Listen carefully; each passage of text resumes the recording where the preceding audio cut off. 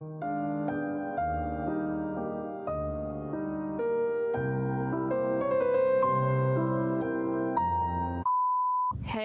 that's not rubbish.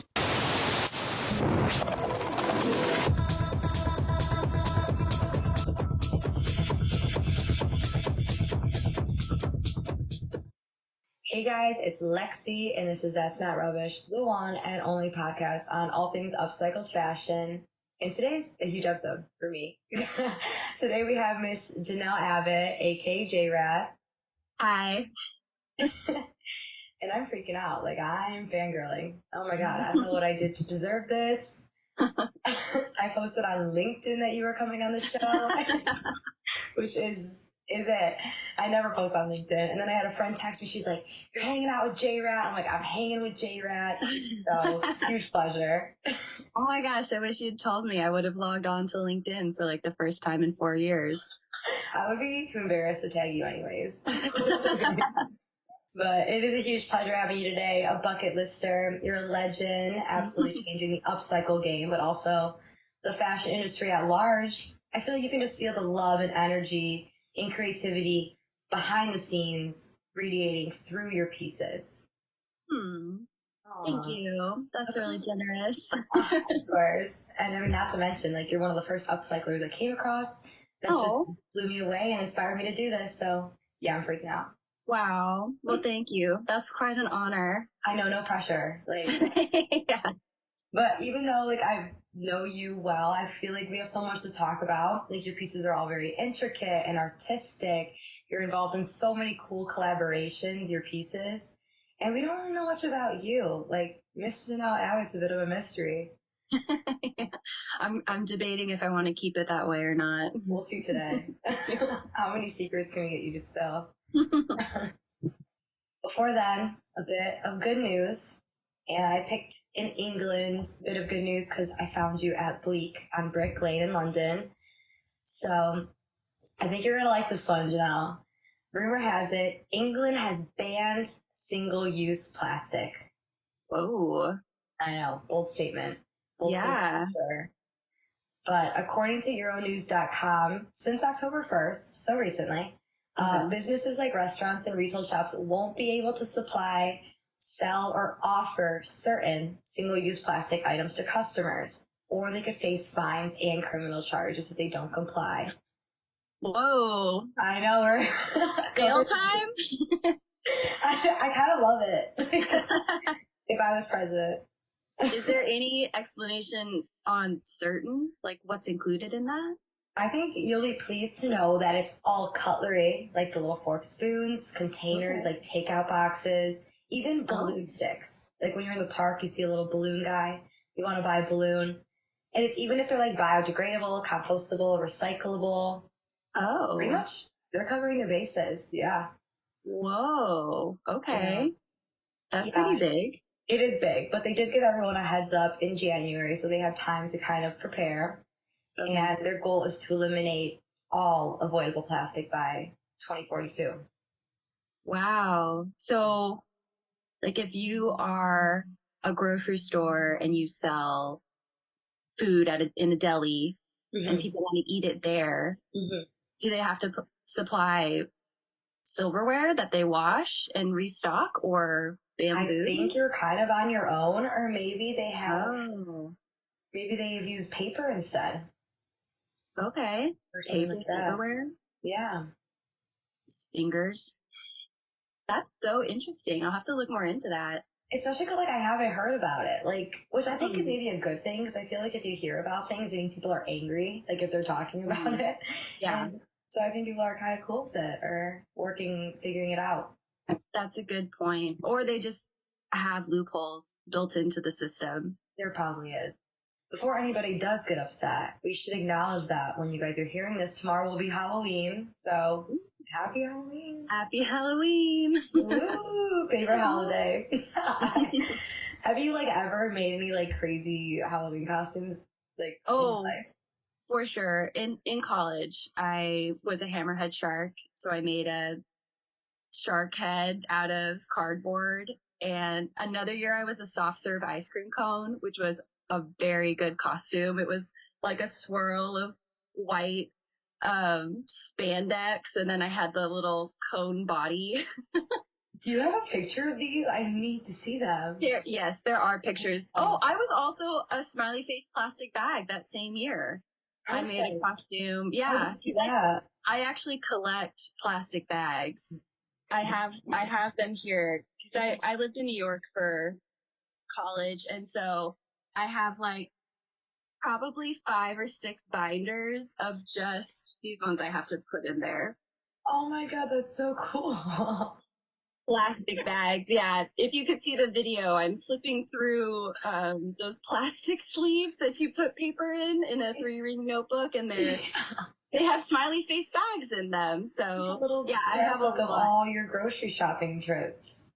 Even though I'm opposed to the existence of plastic bags, I wanted to catalog them and save them as a relic of like, look at the life we used to live. Like, look how insane the world used to be. They would just give you this stuff and you would immediately throw it away, right? Like, I want to keep them so that they can be a relic in the future.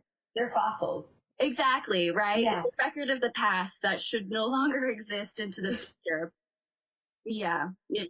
I mean, my friend and I have talked about photographing them and doing a coffee table book of all these smiley face and thank you bags. You should do that. Janelle Abbott needs a coffee table book, god damn it. Yes, I agree. I'll call her and be like, let's get on it. I've been thinking. Yeah. Anyway, sidetrack. Well, so I am not lying when I say that you are one of the reasons I'm here today. You know, flashbacks a little over a year ago. I'm walking in London, the city with, you know, crazy creative and fashion scene anyways, and way ahead of the game, by the way. Like, their flea markets all have upcycling, all of it, everywhere. So I'm walking through like the Brick Lane in Shoreditch, which is like their thrift scene, and I'm seeing lots of reworked pieces. But then, like, a little glimmer in the corner of my eye, I see a little neon green tent in the corner, and it is whack. You know, like super obscure, bold, different, all repurposed. And I think one of them was made out of like old tampon strings. Like, shout out Reverend Sophie. Yeah, like, it was crazy. And I'm like, this is amazing. Like, I've never seen anything like this. I'm in love. And I'm looking through like the racks and taking pictures of like all the tags so I can look up the designers later. And here we are. Janelle Abbott was one of those tags. That was bleak. It was bleak, yeah. I love them. So you also sell in Adika, I don't even know how to say Attica on Brick Lane in London, which I've also been in. Oh, nice. Yeah, but you're based in Seattle. So what countries are JRAT pieces being sold or worn in? Like, have you lost count? Oh, well, myself personally, I do, like, I have my own web shop, so sometimes international people will shop there. So I have shipped to Japan, which is exciting. It is. I would love. I'm across the United States. I'm at Kathleen in Los Angeles. I'm at Stand Up Comedy in Portland, Oregon. I'm at Cafe Forgot and Artware in New York, and then Bleak and Attica in London. And then there's a gallery in Paris called The Community, where I've had some pieces, but I don't really know if their retail space is up still. So yeah, I should call them and see what's going on. And then there's this gallery in Paris called the Louvre. I don't know if you've heard of it. Yeah, I'm there. No. I am optimistic about Japan because I think Tokyo would love you. Like, you are so Tokyo. I would hope so. Yeah, you got like the Harajuku vibes in it. Yeah. I feel like I contain a lot in one piece. Mm-hmm. There's a lot to say in just one piece. Very little. I don't know if I could do a basic. I don't know if I could do minimalism. Even my attempt at minimalism is over the top for some people. Oh, I believe it. There's just no way. Imagine you making like a plain white t-shirt. Like, no. Well, you do have a lot of really cool collaborations, and your pieces are used in really cool ways. But I mean, how did all of this begin? Like, where did JRAT start? You mentioned you went to Parsons, so you're a fashion student. You obviously have a very creative mind, but yeah, tell us more about how all these pieces came together to what it is now. Yeah, that's a good question. I feel like I have to start at the beginning and say that my parents owned a clothing manufacturing company when I was growing up. So I was born into the behind the scenes of the fashion industry. Like my mom designed the clothes and my dad ran the business, and I was homeschooled through ninth grade. So I spent a lot of hours at the warehouse and learned how to sew at a really young age, and even was allowed to sew on an industrial machine when I was like 7 or 8. It's like riding a tractor in like Idaho or something. Yeah, exactly. Yeah. Yeah. Get your license early.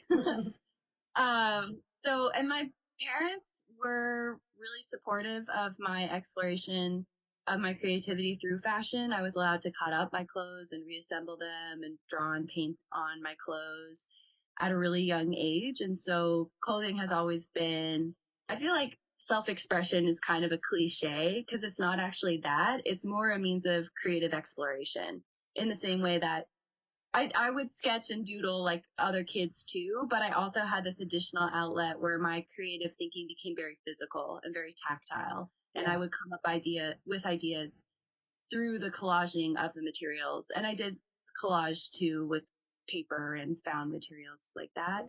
But yeah, fashion has always been like a playground for me. So the way I styled myself, I was very free. I grew up in a modesty culture, so I had to be, covered. And in some ways, I think that expanded my creativity because when I was in junior high, I made rules for myself where I could never wear the same outfit twice if I was going to see the same people. Like, I like that. if I went to dance class and Girl Scouts and there were no people who crossed over from group to group, I could wear the same outfit. But if I was going to see someone twice, they couldn't see my outfit twice. Fair enough. And then I had to wear 5 garments at all times. So like a pant, a skirt, 2 tops and a jacket, or any, combination. 5 was the minimum. So I was always minimum 5 garments, all covered. That's why I never liked summer because I couldn't dress in summer. So yeah, I just had a lot of freedom. And then I went to Parsons for college, and my parents at first advised me not to study fashion design just because they understood that the industry is really difficult. And they had gone through their own struggles in the industry. Their company actually closed in the early 2000s when I was around 13. And it, in part, it's because September 11th happened during New York Fashion Week. So all the showrooms shut down and the buyers went home. And that meant that season, my parents' business had way less sales. So coming back to the next season, they didn't have enough funding to keep it going. And just the system broke down from there. And at that same time is when you have fast fashion entering the commerce space in the United States more prevalently. And yeah, a lot of consumers were feeling the pinch of the recession due to the terrorist attacks. And then a lot of them shifted their priorities of, I just want to buy clothing that is cheap and affordable, regardless of whether or not it lasts. Whereas my parents were selling pieces that were built to last. I have a whole bunch actually that they made in the early 90s. Yeah, my aunt had worked for them in the early 90s. And so she collected a lot of pieces and I inherited them from her. But their work was too expensive compared to what was now available in the market. So their business closed in about 2003, which for me now looking back was a really traumatic experience, but I tried to take it in stride and use it as an opportunity. That's, that's when my mom and I started thrifting together. And I felt like that expanded my creativity more, where I was finding these really ugly pieces from the 70s and 80s that for my mom were like triggering flashbacks. So, we have to save it. Right? Like years she had to endure when shoulder pads were a standard. And I'm like, I love it. And she's like, it's so heinous. But I would, cut it up. I would crop it, alter it different ways. And it ended up looking cute. You're a hero. Yeah, that's good. Yeah. No, I love my mom. All of our moms don't always love their fashion taste. It's fair. Totally. Yeah. I think looking back, we'll all have to be like, ugh, we lived through some rough moments in style. Leggings. Yeah, right? Same stirrups in the 80s. Oh my God. Oh my God. That was a moment. Thankfully, it has not come back yet. That's a sign. If it doesn't come back, leave it. Let it be. Or it's on the way. I do have a question for you. I mean, obviously I have many questions for you, but my next question for you, because I've been dying to know, is I'm big on names. Like, I love hearing the meaning behind people's names. Like, band names are huge, brand names, anything, because you can't name yourself. So while you're naming other things close to you, must be a reflection of yourself. Pimples, cars, anything. So explain the rat significance, because I know it does kind of sound like your name, like JRAT, Abbott, but you really honed in on it and made it your logo. So tell us why. Yeah. I do feel like a little rat. I love scavenging. When I lived in New York, I would freegan, which is like dumpster diving, but they don't have dumpsters there. So in 4 months, I think I spent like $17 on food because I just got all my food out of the garbage.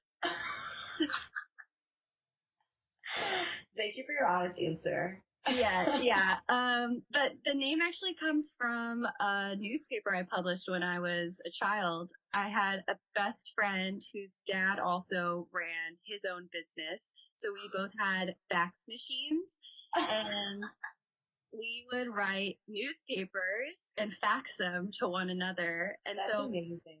Mine was called the J.R. Abbott Times, which the abbreviation is JRAT. So when I got to college, I brought one of my publications with me as inspiration for a project. And I showed it to my roommates and they were like, you should resurrect this. So I did. It was all fake news, but this was before fake news was like insidious. It was more of fake news a la The Onion. Yeah, I love The Onion, yeah. Yeah, like The Onion is great. So it was sort of my take on The Onion. And it also kind of functioned as a diary where I was creating fantastical scenarios off of real experiences that I had had.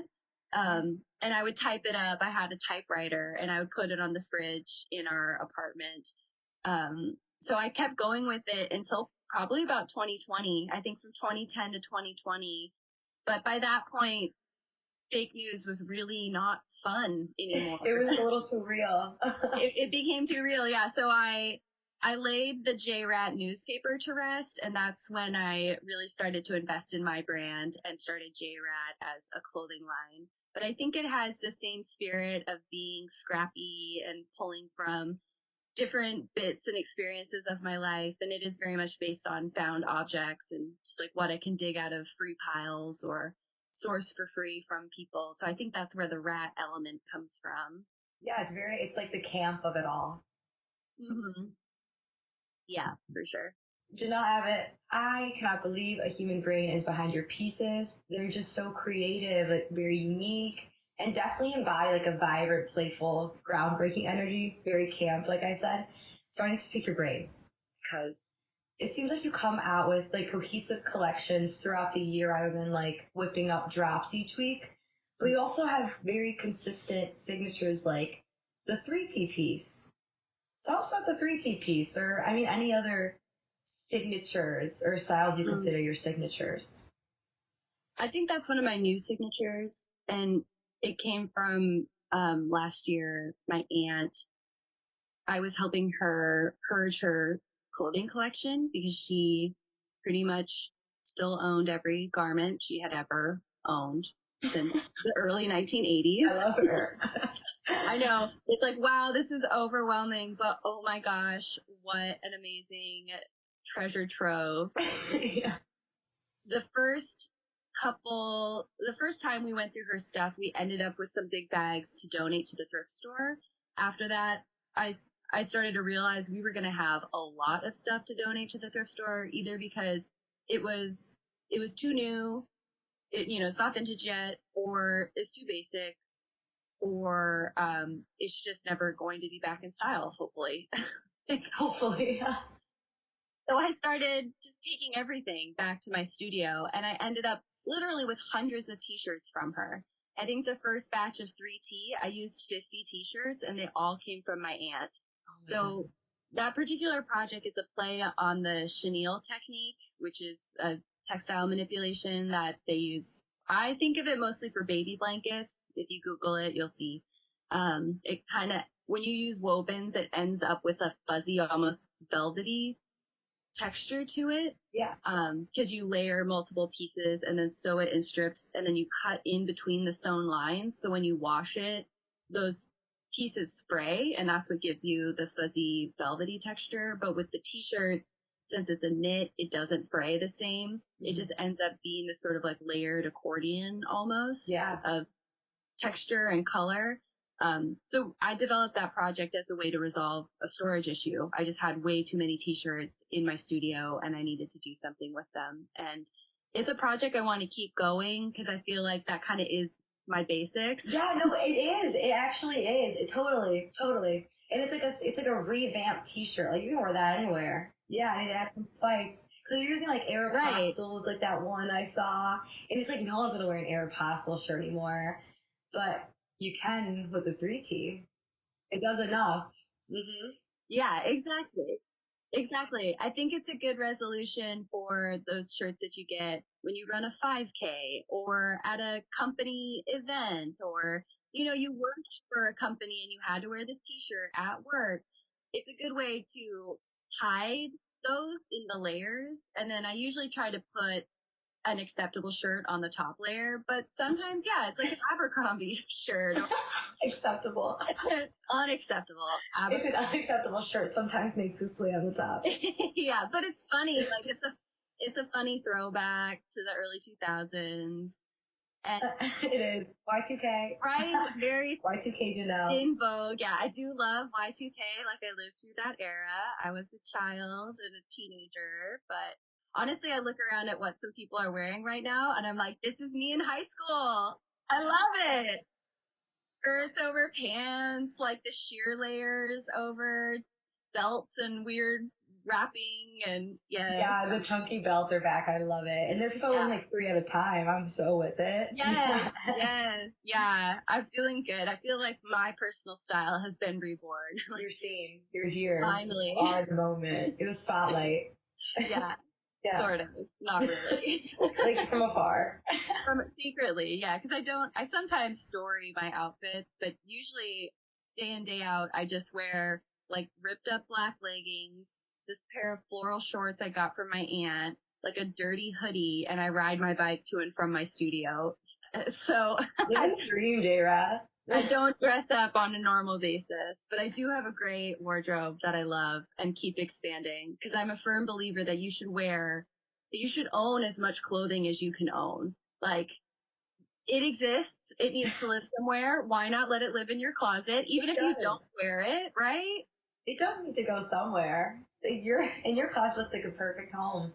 It is. Like I just love to have these garments live with me. And some of them I never wear, but if they weren't in my closet, there'd be a blank space. A void in my heart. Hole. Like a void. Yes, it fulfills something. Okay, I would love to break down your process of creating a collection from conceptualization to the venue of the shoot to like how is it going to be used in like choreography or performance, or what are the like. So let's choose, say, one of your favorite collections from concept to process and everything. And would you mind walking us through it? Yeah. It's hard to choose. I have some garments here to my left I'm looking at. I'm like, none of you. Me and my work right now, we're not on good terms. It's complicated. Yeah, it is. That's our status. It's complicated. Well, I can speak generally, and then I'll speak to one collection I really liked that I think is a good example. So generally speaking, I collect material from all kinds of resources. A couple years ago, this curtain factory in Seattle had closed down, and a group of artists took it over and found the basement was full of dead stock curtain textiles.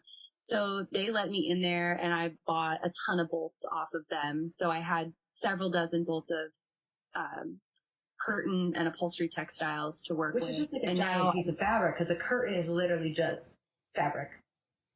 Yeah, and think about a curtain, but multiple curtains on one, cardboard tube. It was, so great. It was such great material to work with. I ride my bike, so when I'm riding around town, I'll stop by free boxes and find bed sheets, old clothes, whatever. How do you bring it home on your bike? I have a giant backpack, which means I can haul like 40 pounds in my backpack when I'm riding around. You're not messing around. No. I often put myself through strenuous situations unnecessarily. Anything in the name of upcycling. Right? Yeah, it's more sustainable if I ride my bike. But I also get people DMing me on Instagram, not so much lately, but before they would say, hey, I'm moving out of town and I don't want to donate my clothes to the thrift store. Do you want them instead? And I would say, oh, send me some photos. And they send me pictures and I scroll through. I'm like, this stuff is awful. This is garbage. And then I DM them back and be like, I'll take it. I love it. This method of gaining material through happenstance means I end up with a lot of things that don't actually live well in my world and are often things that have no hope. Like they are orphaned materials. If not for me, I would see them in a landfill or shipped to a developing nation that doesn't need them either. So the land of misfit garments. Right? It just, they go out. I think 92 million tons of post-consumer textile waste ends up in landfills every year. So this is part of my mission. I want to use as much material as possible. And that's why a lot of my garments have a very maximalist aesthetic. And that's also why I make so many garments within a collection, because I have so much material to work with. Yeah. I dye, I paint, I embellish, I applique, I cut up clothes and reassemble them with others. I do zero waste pattern drafting with the flat dead stock textiles. And I also mix dead stock textiles in with pre-made clothing in different ways. And so through this process, by the end, I create a collection. And along the way, I'll usually curate little piles of material throughout my studio where I really like the way the colors of the materials live together. And so I'll say, oh, that'll be a skirt, that'll be a top. And then I'll start making that skirt and I'll say, no, actually, this is a dress. So then that skirt becomes a dress, or this is a top. And then I say, no, actually, let's make this pants. And so I reassemble it and make it pants. And so there's a lot of different methods. But for me, a collection begins with a contained group of material and it ends when all of that material is used, so that every collection I do is zero waste. And that's why my collections look different from year to year or month to month. Wow. No, I love hearing the answer to that question because, like upcycling is so backwards. Like the collections a lot of the time are based off of what you have instead of I hit a sketchbook, I drew something out and how am I going to make it? But it's like the other way around, looking at the colors and the materials.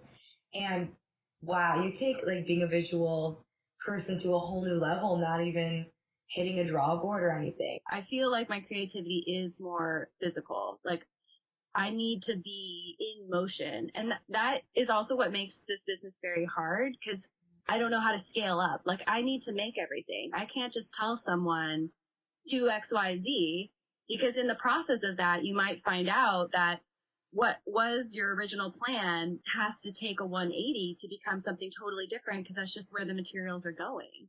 Yeah, and you can't really make more hours in a day, can you?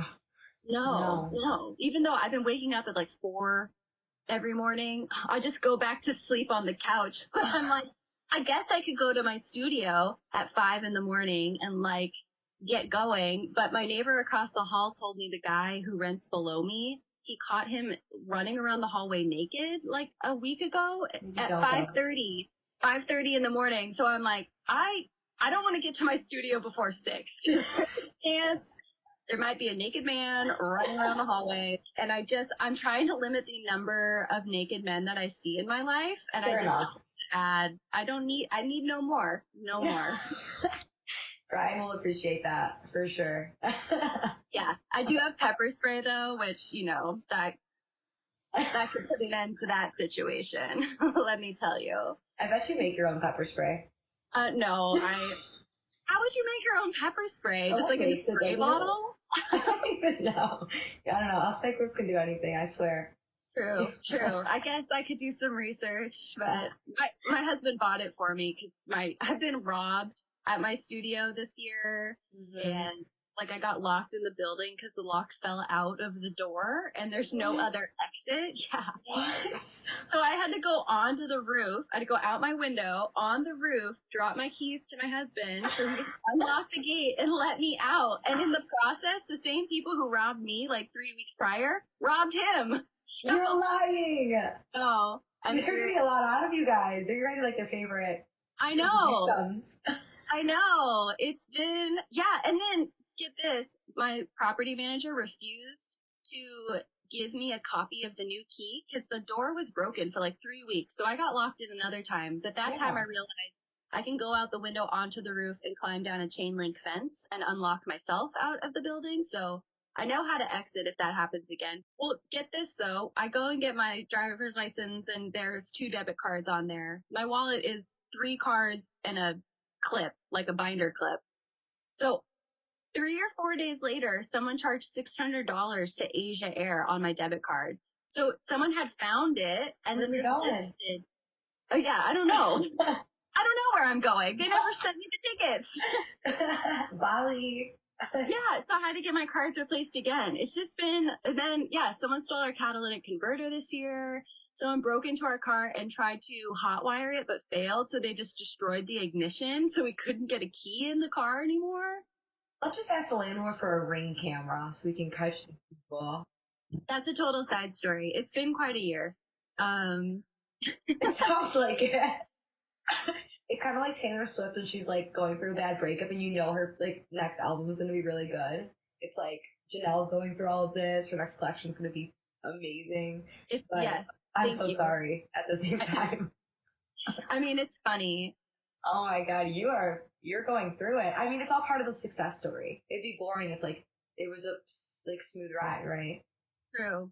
Yeah, I have a lot of stories. I'm trying to come into that space where it's like not crippling trauma, but instead I see myself, I have this alter ego called Sitcom Janelle. And so she would do something like pepper spray a guy in the dick, but real life Janelle, she probably wouldn't do that. So I'm just trying to channel all of the insane things that have happened to me into the realm of sitcom Janelle.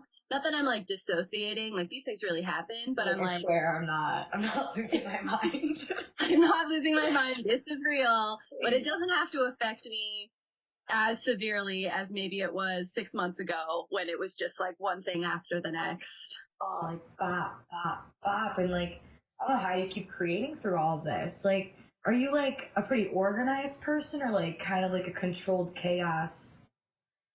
I think it's a little A and B. Like it's become more B, hasn't it? Yeah, maybe lately. I look at my studio and say it's organized because I've intentionally put things where they are, and I have big bins of random material that's specifically curated for a future project. And I do a lot of list making. I keep a schedule, a handwritten schedule, and I'll often do a lot of planning into the future for, you know, what I want a collection to be, maybe when it's going to come out, if I'm going to do a show, or like what the photo shoot's going to be like, what photographer am I going to hire, how am I going to find models for it? Because I don't work with traditional models. I use a lot of dancers or just like cute people who want to wear my clothes. So I have to into the post creation process. So you have your garments, you have your collection. Thanks so much for sharing about your sourcing process, by the way, because I could not figure it out because you really reconstruct them and camouflage them into new pieces, which is cool. But yes, you have very interesting use of your pieces. I noticed a lot of them utilize choreography, theatrical performance, like your newest collection, Channel Charger, was used for performance. Rumor has it you have a dance background. Yeah, I do. I grew up taking dance class, and I used to dance a lot more. I was very into improvisational dance, and I used to swing dance and blues dance when I was in my early 20s. But I don't make time for it now. But I think because I do have that in my body, it comes out in the clothes. Like the clothes want to move, and so I often collaborate with dancers for my photo shoots. I've collaborated with some dancers to make costumes for their work. This year, I've worked with a couple different groups here in Seattle. And I costumed a play last year, which was directed by a friend who's a dancer. So yeah, there's often an interchange between. I was in theater in high school also. I was the costume director, the costume designer in my high school, but I didn't do a very good job. Our high school drama department was a mess. It was a mess. So yeah, I really, it's unintentional, but I create clothing that wants to move. Like it just wants to move. And so I like to work with people who know how to move and hit interesting shapes. And it's not the standard, front side, back side, though I try to get those kinds of shots. I do feel now I'm moving into a space where I want more of a balance between like traditional fashion photography and this more theatrical dance oriented presentation of my work. But I'll collaborate with photographers as well. I work with several different people here in Seattle. It's very rare that I take my own photos. I don't feel proficient in photography, and it's not a place I want to invest my time. I've had a lot of people try to explain it to me, and I'm just like, not everyone can take a picture. I know it sounds easier, but you see terrible pictures. Your pictures are amazing, though. Stunning. They really bring the pieces to life. Like, even the one in the hallway of your office was stunning. Thank you. You. Have to take them, but do you like conceptualize the shoots? Are you the creative director behind them? Yeah, I usually choose the location, but it's not always because it is explicitly the perfect location for the shoot. Sometimes, like with shooting 3T in the hallway, the model was a former intern who's modeled for me quite a bit over the years. Oh, she looked awesome. She looked so good. Rachel's the best. And then the photographer Martin, I've collaborated with him for almost 10 years. So he kind of knows what I want, and I like a raw look. I don't want highly polished photos. So I usually have him give me the photos before he's edited them, and I just post them. It works. It It does. Yeah. I mean, also, I think it's all about like the resourcefulness. So it's like, yeah, there you go. You're using your resources. Totally. So putting all this together, what does JRAT stand for, and how do you want people to feel or perceive your pieces? What do you want them to say? Oh, yeah, that's a really great question. I don't feel as though I'm trying to get people to think or feel a certain way. I'm trying to make exactly what I want to make. Like I want to create the pieces I want to see in the world. And if people are receptive to that, that's great. If they're not, that's also great, though it becomes a storage issue for me if I can't sell them. I do follow some trends. I feel like the clown core, like cottage core aesthetic, and the Y2K, like I'm into all of that, but at the same time, like that's not what I'm trying to do. I'm trying to make work that's authentic to me. And so I'm grateful that it has resonated with people, but I might be in a moment where what I'm making isn't resonating with people as much. And that's okay too. Like I'm just transitioning to whatever is the next right thing for me to be doing. But I'm just ultimately trying to use as much material as possible to reduce the amount of waste that's created by the contemporary fashion industry. It sounds like you're inventing something new. Janelle core. Yeah, right? It's kind of a mess right now, but I'm like 30 years, maybe it'll all make sense. Fingers crossed. I'm excited. I'm excited to see what's next. And before we jump into hearing more about you, the Janelle behind Janelle Core, tell us about your wardrobe therapy project, because I'm super interested in it. Yeah, wardrobe therapy is something I started in about 2018. I was in a previous project, a collaboration with a friend, and we used reclaimed clothing for that. And we would have a lot of people donate pieces to us, but when they did, they wanted to explain why it was important. Because the project I was previously doing, we would denote when materials in the garments had sentimental value, and that was really important for the work. So a lot of people would donate clothes and say, oh, I wore this to this event. Oh, I got this garment at this place, and this is why it's really meaningful. And it was too much for me to keep track of.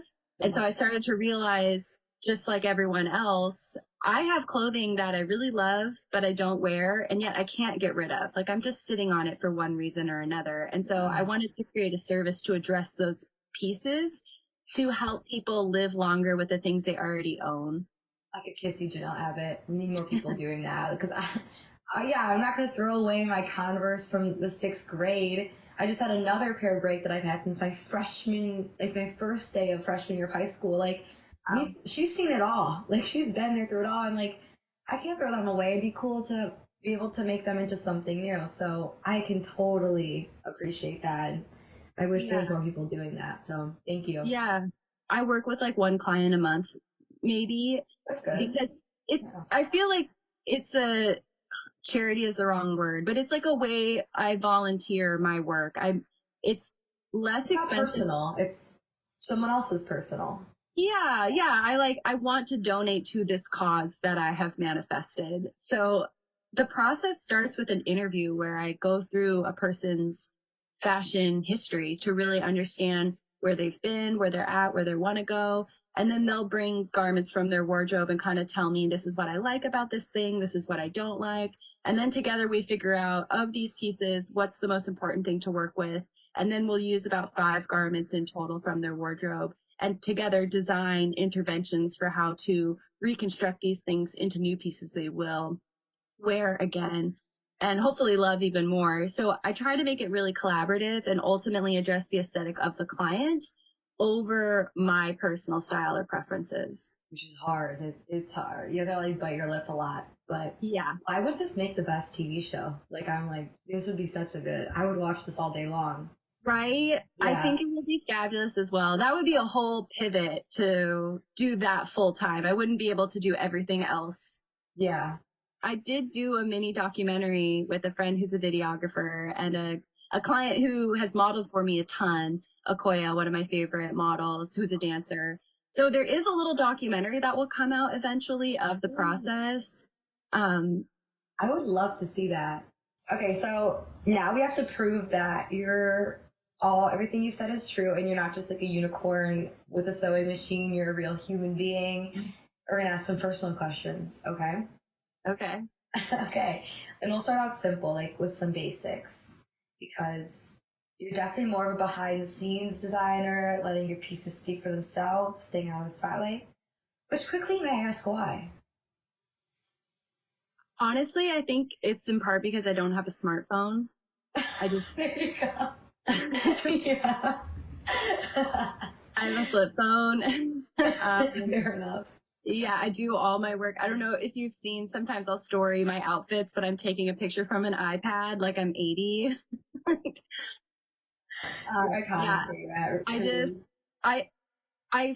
This refrain comes into my head often. Like, I don't know how to be a person on the internet. Right? But I see people who are kind of scary. But they're so successful. Like, there's people who are truly successful at being humans on the internet, and I just get on there and I feel ridiculous. And so all I have to share is my work, and that's where I want the focus to be anyways. So I love doing things like this because this feels more like an environment where I can connect. I really prefer that kind of human connection. Like, I want to have a conversation on the phone, you know? I don't want to just spew myself without clear reciprocity. I think that is also part of it. Yeah, you don't really get to say as much, and you don't really get to have control over how people take it. Like, the post, the comment section, I guess. Yeah, so, and well said. I don't need more drama. I have enough. Good, very well said. Very well said. So I'm going to ask you some basics, some fun, silly little questions to just get a grasp of Janelle Abbott, right? So first up, super simple, what is your favorite breakfast food? Oh, actually lately I've been really into baked potato, like little yellow potatoes and avocado. Okay. So I'll like cut the avocado open and then just use the baked potato to scoop avocado out of the shell and eat it. Oh like my gosh, no butter, cheese, salt, pepper, just avocado, potato. Well, yeah, there's like the potatoes themselves I salt when I bake them. Yeah. So that there's some of that kind of Okay. like greasy, salty. The first time I tried it, it tasted like a French fry. It was okay. I'm sold. transcendent. It's so good. I'm so glad I asked. What a crazy answer. That's great. I'm really I mean, into it. Yeah, it's like a skillet with like without half the ingredients. Yeah, just potato and avocado. Cool. Very resourceful. If you were a cartoon character, what would like your generic outfit be? Because you know how they're like the same thing every day. Like, yeah. Yeah, I love that. I do. I feel like I am a cartoon character already. You're a character for sure. Yeah. Oh my gosh. Oh, yeah, because I'm just picturing SpongeBob opening his wardrobe and there's like his boxed pants hanging. His little socks. That's strange. Yeah. No, I think I'd be like Pigpen in the Peanuts. He's the kind of like swirling dirty kid covered by swirling dirt. I would be like that, but it would just be like clothes. Tasmanian devil, but clothes. Yeah, just like clothes swirling around. I love it. It's it is true. Yeah. Okay, and then this is going great. Do you have any hidden talents we don't know about? Oh my gosh. I have like anti-talents. Things I'm really bad at. Oh yeah. Like I'm really bad at math. Me too, sister. I've never been able to grow my fingernails long enough that when looking at my palm, I can see them from above my fingertips. They literally just don't grow, or do you bite them? No, I don't bite them. They don't grow. Like they're not strong. They can't make it. You're failing the human test. I know. Like my fingernails won't grow. I wish I was really good at piano or something like that, but I quit piano lessons because the teacher I had when I was in elementary school wouldn't let me paint my fingernails. She's like, they don't even grow, Janelle. I know. She didn't want the nail polish chipping off and falling in between the keys. That is so particular and odd. She was very fussy. Yeah, so I'm like, I don't think I'm into piano anymore. The pianos aren't for me. No. Well, I feel like I've learned so much about you. Like, now I know too much. I know. There's no more mystery. No more mystery behind Janelle Abbott. So check that off my bucket list. I can die in peace. Please do more in life. You have more to live for. Not before I head up the wardrobe therapy. Yes. Yeah, I do work with wardrobe therapy clients across the country. I've done some residencies where like I'll go to New York for 2 weeks and work with clients in person, and that's always been so cool. Really fun. Yeah, so I'm looking for opportunities like with a gallery or museum or creative space. If anyone wants to host me, I'm always down for I'm down to Florida. Yeah. Oh my gosh. I've been to Florida and I really liked it. Did you really? I didn't think you like Florida. I was joking. Well, I was there in February, so it was tolerable weather-wise. I don't know if I could go any other time of the year, but the thrifting was great. So many people. Oh my gosh. And I saw like bingo halls I really wanted to go to, but I didn't. I got in the ocean and I'm not really into water, but it was warm enough that I'm like, okay. Not really into water. I don't like being wet. You're funny. Yeah. So, closing thoughts. You shared a bit about your adult life with me, you know, with relationship issues to the business bumps to being broken into like 4 times in a day. Thank you, by the way. Yeah. And I think like all these like ups and downs have been really relatable to young business owners, young upcyclers, and just like young adults in general. Like we're never really alone. So yeah, I guess do you have any like words of wisdom for the younger generation of upcyclers and small business owners at large? Yeah. I have things I want to say to myself. Well, we bonded over being our own biggest critics, which is definitely a dilemma now with like the pressure of growing up and establishing a name for ourselves. Like with social media, it can feel like if you're not a millionaire by 25, like someone's going to come and kill you. But on the other hand, it kind of means that you have really high expectations for yourself. that we really believe in ourselves and we're pushing ourselves to get there. Because if we don't, who will? So how can we balance beating ourselves up with pushing ourselves? Have that healthy balance. I think that's a really good point, because I am very hard on myself, and I know to a degree it's an asset, and then it becomes a deficit. Blessing and a curse, yeah. Right? Like finding a balance towards being self-motivated, being capable of pushing myself towards a clear goal or some kind of accomplishment, but then also knowing that the true definition of success is how I think and feel about what I've done and not how it's being received by other people. And I feel like some of the advice I would have wanted to give myself is it's okay to take your time. Like when I graduated college, I did not get into fashion immediately. I ran away back to Seattle. I became a tour guide. I worked for an artist as a studio assistant. I wove chairs like cane and wicker. I became a yoga instructor. I did a collaboration with a friend that was fashion focused, but I didn't really start JRAT and going 100% on my own brand until 2020 when the pandemic rolled around and I lost all those gigs that were financially supporting me. And it became fact that all I have left is my creative work to be my financial stability. And so that's when I embraced this like mission in my life. This is what I've always wanted to do. This is what I'm really good at. This is what I'm excited about. Even if being in the industry to the degree that I am has killed some of my love for fashion, that death is often temporary and it's just like a mulching period for when it can be reborn.